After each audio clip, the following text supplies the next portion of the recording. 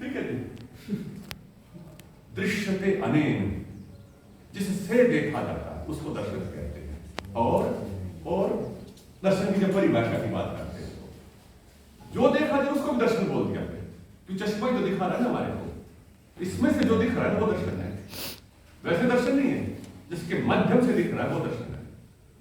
तो दूसरी बात चलते हैं कि दर्शन शब्द चला कहां से ये वाला इस रूप में, ये सबसे पहले मनुस्मृति में मिलता है। दर्शन शब्द वेद में नहीं मिलता इस रूप में दर्शन, जैसे क्षण दर्शन और ये दर्शन। कि मनु का श्लोक है, सम्यक दर्शन संपन्न कर्म भी न निबद्धते दर्शनेन विहीनस्तु संसार प्रतिपद्यते। मतलब ये है, ये मैं बोलता हूं इसको बार बार श्लोक को, कि सम्यक दर्शन संपन्न, जो व्यक्ति दर्शन से सही दृष्टि से युक्त हो गया वो संसार के बंधन में नहीं आएगा। संसार में जाल है, जटिलता है, फसावट है, उसको तैरना आ गया, वो डूबेगा नहीं, वो तैरेगा, बंधेगा नहीं संसार में। संसार के अंदर विभिन्न प्रकार के आकर्षण हैं, खिंचाव है, टीवी फिल्म इंद्रियों के आकर्षण अलग अलग तरह के हैं। तो व्यक्ति क्या होता है, उसमें फंस जाता है, उस आकर्षण में चला जाता है। परंतु जो दर्शन से युक्त वो नहीं फंसेगा। ठीक है जी। कर्म भी न निबद्धते, और दर्शन सम्यक दर्शन संपन्न है, क्या बोला था, सम्यक दर्शन से जो युक्त है वो कर्म के बंधन में आता है। कर्म भी न निबद्धते, कि कर्म के बंधन में नहीं आता, वो कर्म स्वतंत्र रूप से करता है। और जो दर्शन से विहीन होता है वो संसार में फंस जाता है। ये दर्शन की परिभाषा मनु की है। तो ऋषि दयानंद संस्कार विधि के संन्यास प्रकरण में इसी श्लोक की व्याख्या करते हुए दर्शन शब्द का अर्थ षड दर्शन करते हैं, 6 दर्शन। अब क्या हुआ कि दर्शन तो वस्तुतः एक ही होना चाहिए ना, फिर उसके विभाजन करते दर्शन के। जैसे एक बुक के अलग अलग चैप्टर्स हो गए, यूनिट्स हो गए, तो 6 दर्शन, 6 ऋषियों की प्राचीन विचारधाराएं हो गई। तो जो मिलकर के एक हो रही थी, अब मिलकर के एक ऐसे हो रही थी, और क्या हुआ, थोड़ी सी स्टोरी सुन लो। नींद किसी को आ रही है तो बता देना, नहीं आ रही है? जिसको नींद आएगा पता है क्या करना होता है, या तो पानी पी लो और नहीं तो खड़े हो जाना चाहिए अपने आप से, थोड़ी देर रिलैक्स करो फिर बैठ जाओ। जबरदस्ती नहीं करना, नींद के साथ संघर्ष मत करो, ये तरीका है। हम तो गुरु जी से पढ़ते तो ऐसे करते, गुरु जी पढ़ा रहे थे और हमारे को नींद आ जाती थी, तो मैं कहता था गुरु जी मैं खड़े होकर पढ़ लूं, जो गुरु जी मुझे समय देते थे पढ़ने के लिए भोजन के तुरंत बाद, और हमारी ऐसी प्रैक्टिस थी, खाना खाते नींद आती थी।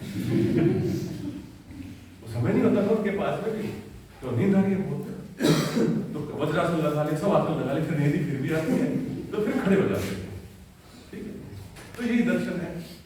तो नींद आ रही है किसी को भी नहीं, बताओ, देखा मैं जब प्रतिज्ञा करके बता दोगे जिसको आए। और कोई संकोच नहीं है इस बात में, क्योंकि इधर शर्म आ जाए फिर आपको ज्ञान नहीं बढ़ेगा। चलिए, तो दर्शन थे 6 विचारधाराएं। इसके पीछे मैं स्टोरी बताता हूं आपको। स्टोरी ये किताबों में ऐसी स्टोरी नहीं मिलेगी, पर समझाने के लिए आपको बहुत बढ़िया रहेगा। महाभारत की लड़ाई हुई लगभग कितने वर्ष पहले हुई? 5000 साल, 200 वर्ष पहले हुई। तो उस समय पर हमारे शास्त्र परंपरा पर बड़ा भारी धक्का लग गया। उससे पहले ऋषि मुनि बहुत होते थे, और ऋषि मुनि विशेष लोग थे, ये अपना इतिहास भी नहीं लिखते थे। ये कहते थे इतिहास नष्ट होने वाला है, राजाओं का लिखित इतिहास, ऋषि मुनियों का इतिहास, तो गुरु जी का नाम याद रह जाए यही होता है। और गुरु जी के नाम भी सैकड़ों हो जाते थे, इतनी लंबी परंपरा, हजारों नाम हो गए। तो किसी किसी गुरु का प्रवर बोलते थे, उसका नाम रख लेते थे। जैसे सैकड़ों गुरुओं में से एक बहुत महान हो गया तो उसका नाम याद कर लो, बाकी भाई उसके शिष्य हैं सारे। तो इसलिए ऋषि मुनियों के इतिहास नहीं, हजारों लाखों ऋषियों की यहाँ पर चर्चा होती है। तो क्या हुआ कि महाभारत की लड़ाई के बाद में ऋषि मुनियों को यह आभास हो गया कि भाई अब तो गड़बड़ होगी देश में, होने वाली गड़बड़। उनको पता चल गया जैसे पाश्चात्य संस्कृति आज चला गई ना, उस समय पर भी भोगवादी संस्कृति हावी हो गई। उनको ऐसा लगने लगा, क्योंकि ये सृष्टि प्रक्रिया का भाग है, अंग है। एक बार ऊपर बढ़ता है, एक बार नीचे चले जाता है। एक बार सारा देश बौद्ध हो गया था, हमारा पूरा देश बौद्ध हो गया था। अशोक का है ना, अशोक का राजा बौद्ध हो गए, सबको बौद्ध बोला था उन्होंने। पूरे एशिया बौद्ध कर दिया लोगों ने। फिर कभी जैन आए तो जैन हो गए, शंकराचार्य आ गए तो सब अद्वैती हो गए।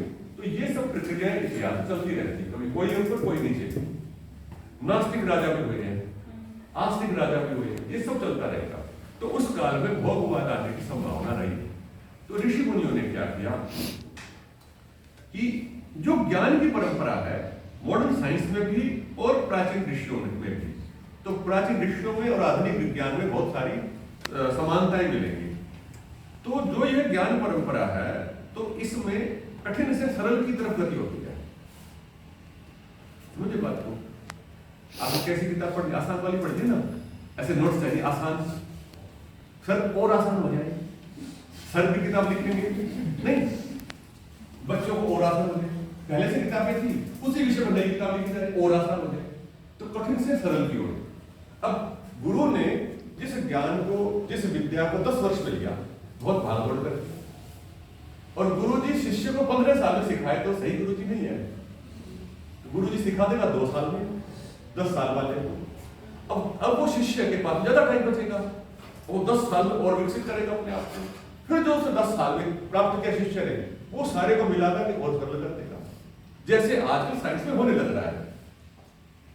ये बोर्ड है, पहले दूसरे बोर्ड आते थे ना, ब्लैक बोर्ड होते थे, वो चौक घिसते थे, इसमें बढ़िया लिखा जाता है, तुरंत बैठ जाते हैं, उसमें बार बार हम पेंट कराते थे बचपन में, हमें तो याद है।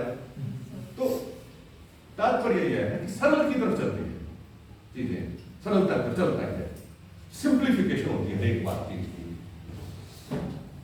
सब चीजें मोबाइल पर सिंप्लीफाई हो रहे हैं, गाड़ियां भी जिसके अंदर भाई धुआं कम निकले, शोर कम हो, वो सब सिंपल सिंपल होती जा रही चीजें।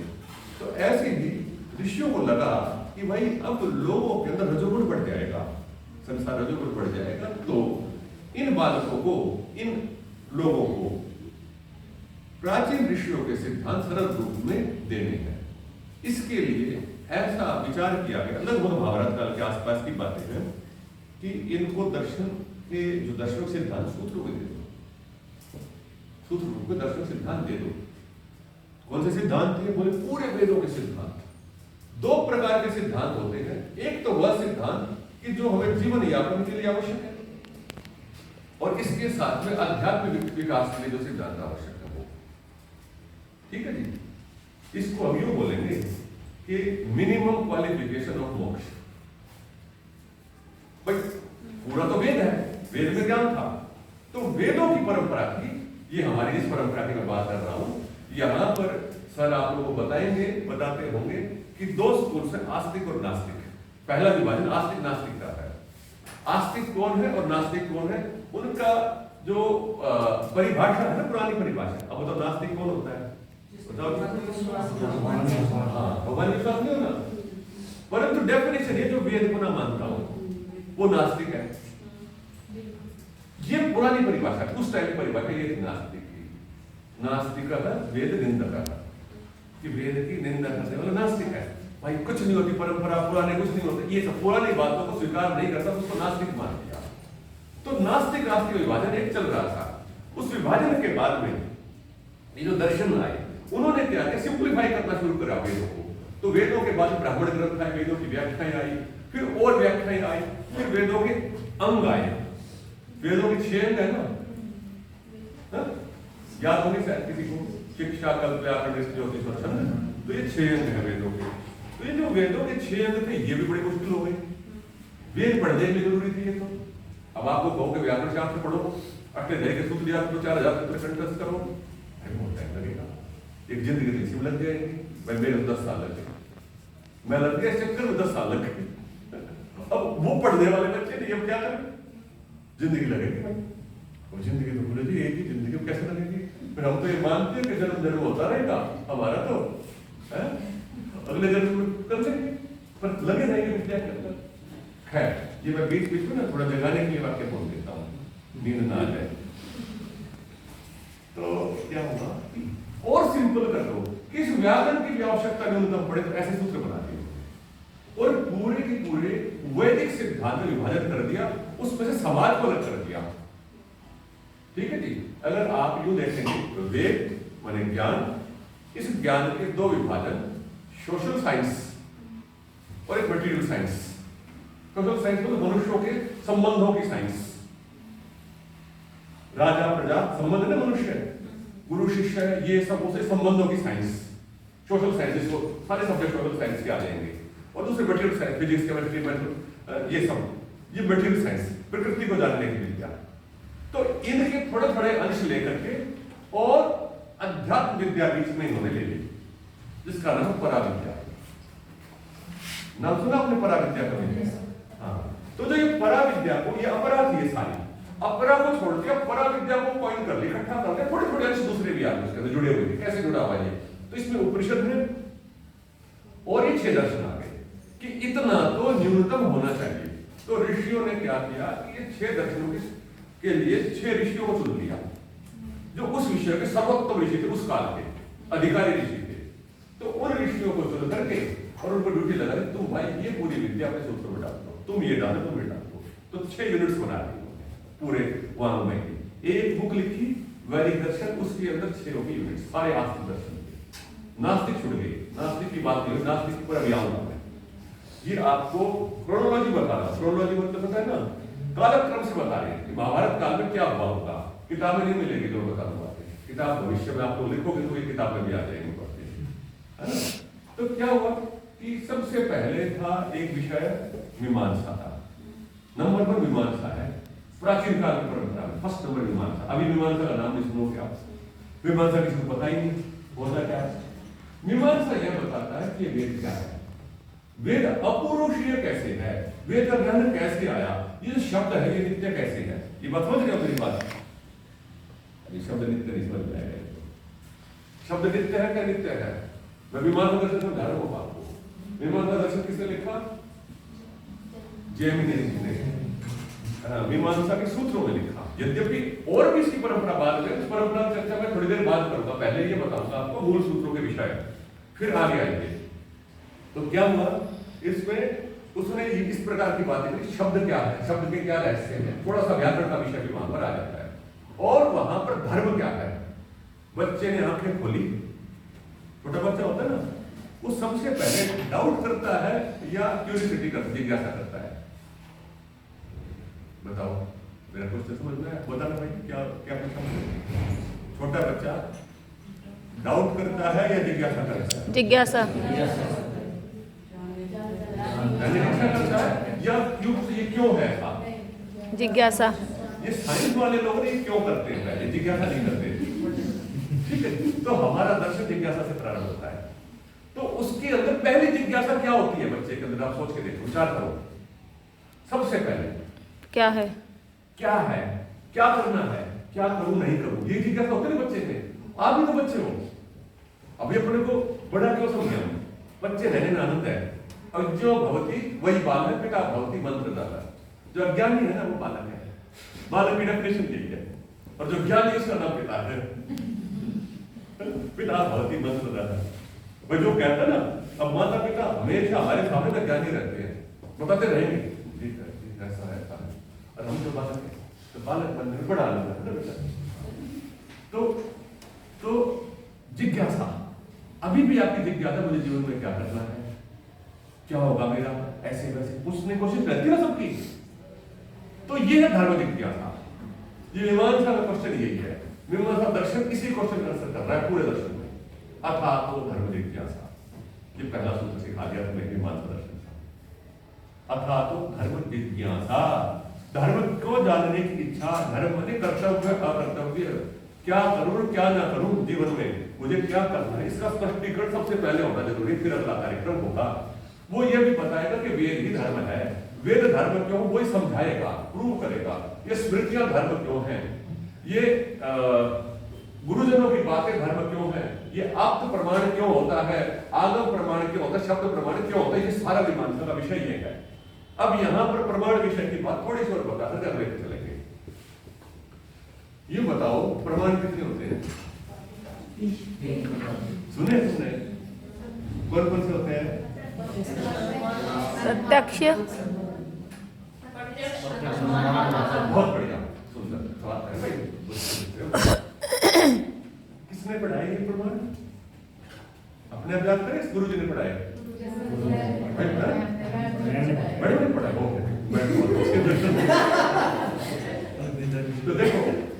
देखो भाई, प्रत्यक्ष जो प्रमाण है, प्रत्यक्ष मोटा उदाहरण, अभी डिटेल में नहीं जाएगी, बहुत विस्तार है इसका प्रत्यक्ष का।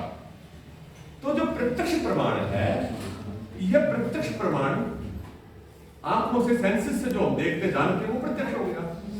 अनुमान क्या होता है?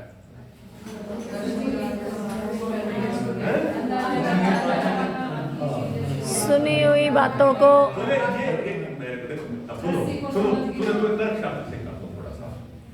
छोटी छोटी बातें जोड़ते जाएंगे। देखो ये लेक्चर मेरा थोड़ा दूसरे प्रकार का है। देखो मैंने पूछा कि मोबाइल क्या है, बोले जो आपके हाथ में वही तो है मोबाइल। भाई ये इसकी डेफिनेशन नहीं है ना। बोले मैंने पूछा अनुमान क्या होता है, बोले जी अंदाजा होता है। किसी भी चीज के बारे में अंदाजा लगा नहीं, जो उसकी सुनी हुई बातें हैं, जो उसकी क्वालिटी है, उसके बारे में बताना। अनुमान मैंने सुनाना बता रहे, आप पर अनुमान अभी से बता दिया है। प्रत्यक्ष के आधार पर सुनी हुई प्रत्यक्ष का यदि एक पार्ट आपने जान लिया, बाकी वाले पार्ट को जान लेना, उसको कहते हैं अनुमान। अतः तत्पूर्वकम त्रिविधम अनुमानम पूर्ववत शेष सामान्य तो दृष्टम च तत्पूर्वकम प्रत्यक्ष पूर्वक अनुमान, न्याय का सूत्र है ये गौतम ऋषि जी का। ठीक है, प्रत्यक्ष का जैसे पास्ट को जानना, प्रेजेंट को जानना, फ्यूचर को जानना। पास्ट का अनुमान होता है। कैसे होगा पास्ट का अनुमान? ये न्याय दर्शन का परिचय दे रहा हूं मैं, वहां कम बताऊंगा, पर यहीं से सुन लो, क्योंकि मुझे अभी आपको थोड़ा दूसरी चीज बतानी है। पास्ट का अनुमान कैसे करोगे? प्रेजेंट देख करके। एग्जांपल बताओ कोई। जैसे बादल को देख के आप समझ लेते हैं बारिश आने। भाई देखो ये किताब का नहीं है, नेचर वाला था। देखो यहाँ आया और यहाँ सफाई मिली बहुत बढ़िया से, तो देखा पहले किसी ने सफाई कर दी, अनुमान कर दिया ना, आपने देखा नहीं था उसको, एक भाग दिखा कूड़ा हट गया, तो ये अनुमान प्रमाण आप दिन भर प्रयोग करते हो। ऐसे ही फ्यूचर के बारे में बिना आंखों से देखे एक पार्ट पता चलेगा, दूसरे पार्ट का अंदाजा कर लेंगे। सोचो, बादल को उदाहरण दिया, बादल गरज रहे हैं तो बारिश होगी, चाहे वो 1 मिनट बाद का हो। कॉलेज का एग्जाम्पल दो, यहाँ दो, पता चलेगा, ढूंढो कुछ ना कुछ। ये कर लिया तो इसका मतलब प्रमाण आ गया। कुछ भी हो सकता है, चिंता ना करो, हजारों चीजें हैं और दिन भर कर रहे हो तुम। जैसे एक्टिव होना लगता है सबको उदाहरण, आप मेरे को बताओ। बोल सर, बाइक तेज चला तो क्या पता एक्सीडेंट हो जाए।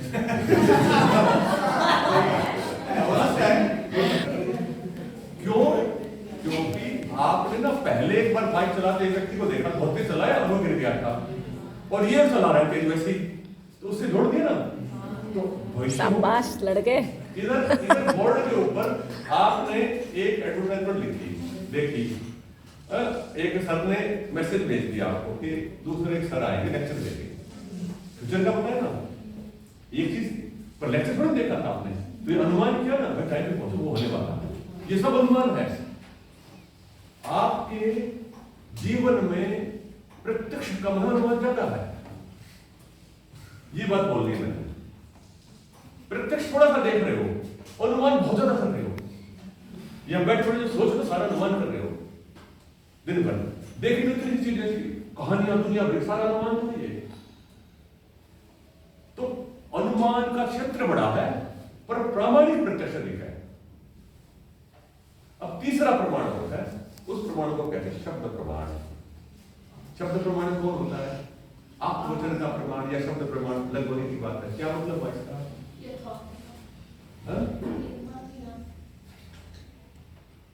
तो प्रमाण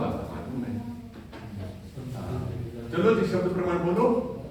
नहीं है तो मैं बोल देता हूं, बोलने की कोशिश करो, कुछ ना कुछ बोल दिया करो, जिससे फिर आपके मन का पता चल जाएगा जो बोला गया है उस पे आधारित। टेस्टिमनी अथॉरिटी बोलते हैं इसको। तो इसका मतलब यह है कि ऐसे व्यक्ति की बात जो न प्रत्यक्ष न अनुमान है, परंतु वो व्यक्ति सच्चा, उसकी बात आपने मान ली। जैसे गुरु जी ने बताया कि बेटा योग करो तुम्हारे को बहुत बढ़िया नौकरी मिलेगी, अथवा योग करो तुम्हारे जीवन में आनंद आएगा, या माता पिता बताते ना बेटा ऐसा करो तो ऐसा हो जाएगा, तुमने न तो प्रत्यक्ष देखा हो न अनुमान किया और तुमने उनकी बात मान ली। क्यों मान ली? सच्चे थे। एक झूठा व्यक्ति कहेगा कि भाई शराब पी लिया करो, बड़ा मजा आएगा, जिंदगी में यही है जो कुछ है, वो बोलता है। नशे वाला व्यक्ति बोलता है अरे मजा ले लो, तुम क्यों योग के तरफ पढ़ रहा है, सारी दुनिया उधर है, वो भी बोल रहा है। और इधर एक अच्छा व्यक्ति बोल रहा है, चल रहा है संसार में। तो हमने कहा कि हम किसको प्रमाण मानेंगे? शब्द उसका आप्त उपदेश शब्द, आचरण के ऐसा व्यक्ति जो जीवन भर सच्चाई पर काम करता है, चलता है, उसका उपदेश भी शब्द है, सबका उपदेश शब्द नहीं है, उसको प्रमाण नहीं मानते हैं। या शब्द आहत दसमात्म प्रमाण, या व्याकरण लोग कहते हैं जो शब्द प्रमाण बोलता है वही हम मानते हैं, क्योंकि जिसने क्या कर रहे थे भाई देखो मैं टीचर हूं ना, मुझे सारा पता चलता रहता है कौन क्या कर रहा है। थोड़ी देर के बाद में मैं यूं भी बता रहा हूं तुम्हारे दिमाग में क्या क्या विचार आ रहे हैं, पता चल जाता है। और शुद्ध मोटी रहते बात तो फेस रीडिंग होती है, हाँ? मोटी बात है, पर और सूक्ष्म जाएंगे और बातें पता चल जाती है। चलता है पता, कोई बात तो लोग मेरे साथ बात ही नहीं करते, इसलिए बात करते आगे पीछे कोई बच्चा गड़बड़ कर देता है ना, तो वो मेरे सामने नहीं आते, मैंने गड़बड़ कर दी, इसलिए सामने नहीं आ रहा है, मेरे गुरु जी को पता चल जाता है। ऐसा सोचते हैं। ऐसे नहीं करना तो भाई आप्त वचन, तो आप्त वचन का को प्रमाण कहते हैं, है ना? तो वो सत्यवादी व्यक्ति आपके जीवन को कितना प्रभावित करता है, आपके जीवन के अंदर प्रभाव आप्त पुरुष का सबसे ज्यादा है। शब्द प्रमाण आपके जीवन से ज्यादा खेल रहा है। प्रत्यक्ष और अनुमान में ज्यादा इंपोर्टेंट क्या है? हाँ, शब्द प्रमाण। आपको लग रही थी ये बात, पता थी ये बात पहले, मेरे कहने से पहले। आप यहां क्यों आए हो पढ़ने के लिए, बताओ? योग के अंदर क्यों आए हो? अभी उधर बैठे थे तो मैंने बताया थे पूर्व जन्मों के कारण आ गए, है ना? पर आपको पूर्व जन्म के कारण किसी कहने से आए, कहने से आए, ये शब्द प्रमाण मान के आए सारे। इन्होंने खुद देख नहीं रखा, न प्रत्यक्ष है न अनुमान। प्रत्यक्ष के आधार पर अनुमान होगा, तो सुनकर के आगे अरे क्यों जीवन का कितना बड़ा निर्णय बेटे। धर्मवीर सर, अमित सर, आप बात सुनो, जीवन का कितना बड़ा निर्णय हम, मेरी तरफ देखो, आप उसे मत देखो, मैं शब्द प्रमाण की बात कर रहा हूं, तुम आपस में बात कर रहे हो, है ना? तो जीवन का कितना बड़ा निर्णय हम किसके आधार पर ले लेते हैं? शब्द प्रमाण के आधार पर। परंतु कई बार गलत शब्द के आधार पर निर्णय ले लेते हैं। जैसे लड़कों को ज्यादा पता है, हाँ सच बता रहा हूं, लड़कियों को मतलब ये जो है ना, लड़कों के साथ में एक दोस्त होगा और बताएगा ये कर ले, कुछ नहीं फर्क पड़ता। संगत, ये होता है संगत का सर, नहीं संगत में नहीं, एक दोस्त होगा और वो कहेगा ये कर ले, ठीक है, और ये उसकी बात मान लेता है, और जिंदगी खराब हो जाती है। उसको प्रमाण मान के ना कोई उसने, जबकि वो आप था ही नहीं, वो बेचारा खुद में पड़ता, उसकी बात उसने मान ली, तो जीवन पर कितना बड़ा प्रभाव पड़ा। जब बिगाड़ बोलते हैं, जब बिगड़ गए, बड़े लोग बोले बिगड़ गए, इसको लग रहा है मुझे मजा आ रही। तो इस प्रकार शब्द प्रमाण बात है ना जीवन में, बिना देखे मान ली। ऐसे ही लड़कियां व्यक्त उदाहरण सोच सकती है, इनके जीवन उदाहरण है। उसने बताया कि ये ड्रेस पहनने से ये मजा आता है, शब्द प्रमाण है, खुद नहीं देखी, दूसरे ने कान में डाल दी, वो ब्रांड वो ये लड़की ने एक बाइक चला रहा है, लोगों को देख कर वो बाइक होगी, ये गाड़ी होगी, ये शब्द गलत शब्द, आप शब्द को प्रमाण माने हो सारे, ये हानि होगी। तो विमानन शास्त्र हमारे लिए समझाने से असली शब्द क्या है, इसको प्रमाण माने से समझाएगा। जैसे मैंने 15 मिनट अभी 10 मिनट बताया आपको शब्द प्रमाण के बारे में, ये पूरा विषय आपको वहां स्पष्ट होगा। तो जीवन के अंदर धर्म क्या है, अधर्म क्या स्पष्ट होगा कि नहीं होगा? भैया आपको क्या करना है? आपको बढ़िया सूट पहनना है, बढ़िया बाइक लेनी है, जीवन को किस प्रकार से जीना है? अंदर होकर केवल धन कमाना है जीवन में, या आनंद प्राप्त करना, ज्ञान प्राप्त करना, करना क्या है जीवन में? क्या कर्तव्य है, क्या करणीय है आपका? यह मीमांसा शास्त्र का मुख्य विषय है, ये शब्द प्रमाण समझाना। अब शब्द समझ में मीमांसा दर्शन समझ में आ गया आपको कैसे चल रहा है? इसलिए इसको सबसे पहले ग्रंथ लिखा गया ऋषियों की परंपरा में। दूसरा ग्रंथ है वैशेषिक दर्शन, कणाद ऋषि का। कणाद ऋषि कहते हैं शुरू में अथा तो धर्मम व्याख्यास्यामः, उसी को एक्सप्लेन करेगा। इसी बात को छोटी छोटी चीजों के जीवन के साथ जोड़ते हुए बताएंगे, जीवन को डिवाइड करेंगे, जीवन की विभिन्न कैटेगरीज बनाएंगे, लाइफ के अंदर जिन चीजों के साथ हम जी रहे हैं, और उसी बात को समझा देंगे डिटेल में। वह कणाद जी क्या करेंगे और वैशेषिक दर्शन से समझाएंगे।